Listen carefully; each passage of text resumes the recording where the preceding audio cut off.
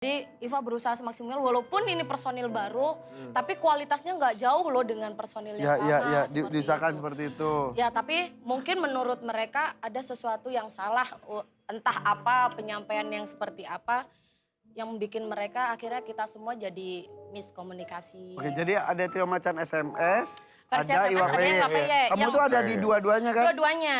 Dari SMS ke Iwa PY yang keluar siapa? Dian sama Lia Ladista. Jadi tersisa kamu. Tersisa Iva. Rekrut 2 lagi. Rekrut 2 lagi, Caca sama Lia. Akhirnya kita...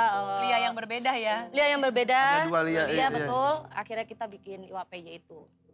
Abis itu baru keluar. Iya, 2014 itu udah maksimal banget waktu itu. Kecewa banget pastinya Bu, harus memutuskan untuk keluar. Karena waktu masih orang bilang ada New Trio Macan, ada 3 Macan, ada... Iya. Itu kan Iva yang paling pasang badan banget. Iya. Maksudnya, Ngejagain. iya gitu, jangan sampai orang akan ngehina Macan gitu. Jadi gimana caranya orang tetap aware sama Macan. Tapi manajemennya masih sama, mau yang... Manajemennya masih sama. Sampai sekarang? Sampai sekarang. Sudah, berarti hidup pilihan kamu memilih untuk sendiri. Mudah-mudahan kita doakan pilihannya ini bisa dipertanggungjawabkan juga. Tetap bisa berkarya juga ya. Amin. Iya. Oke, pemirsa, demikian acara kita. Buka-bukaan ini. Tapi bener loh, di sini tuh kalau ngobrol nyantai, mau mengeluarkan apapun, mau buka-buka cerita apapun tuh juga enak. Kita hargai Akhirnya sekali tadi ya. tersampaikan. Terima kasih loh, tepuk betul, tangan betul. dong. Yaudah deh. Rahasia apa lagi akan kita buka dari 2 bintang tamu lainnya? Jangan kemana-mana, tetap dibuka-buka. Apa jadi buka? Iwapeye nasi jago sampai tua sampai tua trio macan tetap disanjung.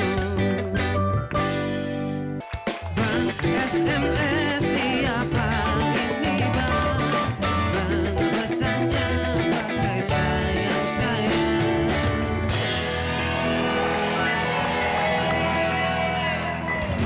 Ya, baru terbuka suatu rahasia, tapi makasih ya. Valo, tepuk tangan dulu dong. Dan cuma di sini ya. Ya. Biasanya Cuma malah, di sini, cuma malah di lega. sini. Kalau misal udah kayak gitu kan merasa lega, merasa oh iya memang ada yang perlu disampaikan dan ada yang tidak perlu disampaikan. Ya. Ya udahlah, kita doakan yang terbaik ya. Amin. Ya intinya ya saling menghormati lah antara seniman satu dan seniman yang Betul. lainnya. Menghargai juga. Menghargai, betul. Tapi emang itulah ya tantangannya kalau misalnya punya grup. Ya. Ya kan menyatukan banyak kepala dalam satu. Apalagi berkarya seni, itu kan punya ego masing-masing juga, punya konsep sendiri-sendiri juga. Dulu pernah ada, itu enggak Thomas Yorgi? Duel. Grup belum pernah beneran? Enggak, dari asal muasal terjun ke dunia hiburan tuh nggak pernah mau sama di grup-grupin gitu. Belum, nggak pernah mau. Tawaran tuh Ada yang banyak, nawarin? grup-grupin banyak. Ada Mama Benigno dan teman-teman lainnya di grup, enggak. Lebih baik sendiri dari awal. Kan dulu tuh grup tuh gaul ya, G4UL itu ya. Ada kayak gitu. Iya. Adibal. Adibal, Saiful Jamil. Lagi musim kayak gitu tuh ditawarin grup, gue nggak pernah mau. Kenapa? Karena akan ribet akhirnya.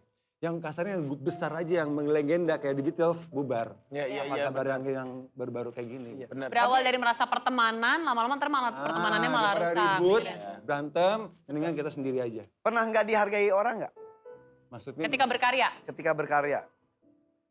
Kan kayak tadi juga clash gara-gara sebuah penghargaan masing-masing. Kalau lu pernah pengalaman nggak dihargain? Apaan lu punya dangdut misal? itu dari awal karirnya dangdut ya. Tujuan ke dangdut tuh kayaknya apaan sih sama Georgie ngapain ada gini dangdut gitu Kan kan. lu awalnya model kan ya? Model, main film gitu kan. Kenapa harus dangdut? Nah waktu itu emang suka akan dangdut dari kecil. Ah, Nah tapi meyakinkan produser kalau aku suka dangdut tuh mereka tuh kayak apaan sih nggak mungkin lah penampilan lo pop banget, penampilannya model banget, dangdut nggak mungkin lah. Zaman dulu tuh nggak ada, yang muda-muda tuh nggak ada. Iya. Namanya senior semua nih, yang muda-muda kayak nggak mungkin dengan penampilan Underestimate begini lah ya.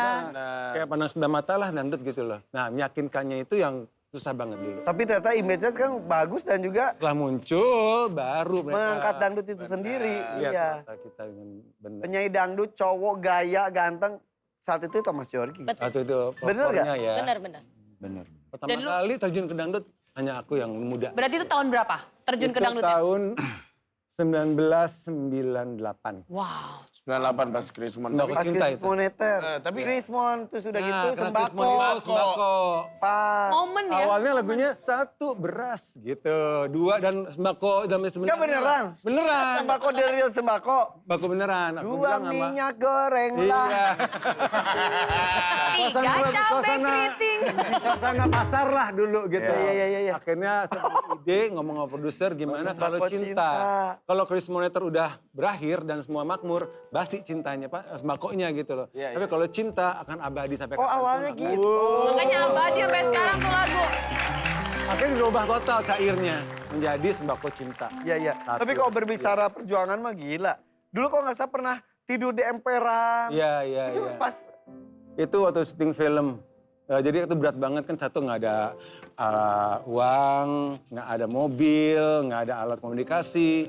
Jadi uang habis, nggak bisa telepon temen, yang ada ya tidur di emper-emper halte bus gitu. pas apa? Pas syuting film. Film Valentine tahun 89. Jadi kondisinya gimana? Lagi syuting. Ah, Harus pulang tapi nggak ada uang. syuting pulang tiap hari syuting kan. Jadi uang itu habis dan besoknya syuting lagi, ya udah daripada besok lagi pulang ke Bogor kan rumah anak Bogor. Nah, daripada pulang ke Bogor lagi ya udah aku tidur aja di pinggir toko atau di emper-emperan gitu. Di daerah mana? Masih ingat nggak? Di Cililitan. Di Cililitan. Masih ada tempatnya? Masih ada. Masih ingat lokasinya? Masih dong. Masih ingat banget. Sama Itu siapa perjuangan. tidurnya di emperan? Sendiri. Ya ampun. Lu Beralasan. fokusnya sama siapanya ya dia tidur di emperan ya. Enggak kan? Beralasan. Berani banget dia. Iya tapi benar. Cakep, mulus, pinggir emperan gitu gimana tuh? Ya mau nggak mau orang adu tuh mau gimana? Mau mengeluh sama orang, mau mengemis kan enggak. Jadi ada baiknya ya nerima apa adanya. Tapi nggak malu loh, itu hebat banget dan bisa menceritakan. Dan saat itu berarti udah berkarya dan udah lumayan terkenal dong. Udah kan model ya tahun 85 dulu. Hah? 85. Model terus tidur di emperan? Ya terus mau gimana? Mau gengsi? Makan tuh gengsi kalau mau hidup. Gila, keren banget. Keren loh. Ya mau nggak mau dong. Pagi-paginya bangun terus pergi syuting lagi. Pagi-paginya bangun, berangkat syuting jalan kaki. Jalan kaki kalau kasih syuting. Dari Cililitan jalan kaki kemana? Ke Kuningan. Jauh loh itu. Oh, Iya, tahu seriusan. anak Jakarta tahu, kalau orang daerah mungkin kurang tahu ya. Iya. Antara Cililitan sama Kuningan tuh jauh banget. Nah itu pulang pergi ya, syuting, habis syuting balik lagi ke Kenapa Cililitan. nggak nyari daerah Kuningan aja emperannya biar bisa tidur di situ? Waktu Nah, itu maksudnya waktu itu mau pulang. Waktu itu mau pulang ke Cililitan, kan Cililitan busnya kan terminal. lewat UKI. Ya, kan terminal bus di situ dulu Ya. kan. Nah akhirnya uangnya nggak ada, ya udah tidur situ. Oh gara-gara itu. Iya. Berapa malam Balik tidur lagi. di situ? Ya berhari-hari ya. Sampai filmnya selesai kah? Terus terang ya maaf ya, sampai berjamur. Apanya? Apanya? Gue semuanya, Karena nggak mandi. karena nggak mandi. Loh datang ke lokasi syuting nggak mandi Ya, dong? Mandi ayam, mandi Mandi biasa gitu. aja. Sekarang mandi. karakternya jadi cowok ganteng. Kalau di TV apa di layar lebar gantengnya luar biasa gitu kan. Kalah Ivan Hakim gitu kan. Iya. Tapi aslinya ya pulang dengan apa adanya, dengan baju yang udah berhari-hari nggak dicuci. Jeansnya udah kayak Belel lengket tuh nggak sih, lengket di jeans Aduh. gue. Terus Gue sekarang ngomong bener ini jamuran, jeansnya berjamur gitu. Ya ampun. masih jamuran nggak? Maksudnya nanya begitu apa? Mananya? Ya gue bersyukur banget ya yang dulunya nggak punya apa-apa, jadi ya sesuatu yang bisa memberikan. Tapi malah jadi cerita juga ya, jadi selalu inget bahwa punya cerita Nggak itu. nyangka loh. Terus di rubung kecoa badan gue. Ada serius. Kan itu hujan lebat, banyak kecoa. Gue nggak sadar, udah tidur, udah bangun. Nah, terus? Gue bangun-bangun ke lokasi syuting. Tom, ada apaan tuh Tom di sini? Kecoa keluar dari badan gue gitu. Gue nggak tahu, my anak God. udah kotor-kotor banget. Tapi kan berarti kan bawa tas gitu. Tas isinya baju-baju juga gitu nggak sih? Bajunya bukan baju, lebih ke ini kayak minuman kan. Oh my God. Nah biasanya yang paling tersentuh dengan cerita ini adalah, mohon maaf ya, anak-anak yang suka nonton gitu. Karena asisten aku dulu juga penonton.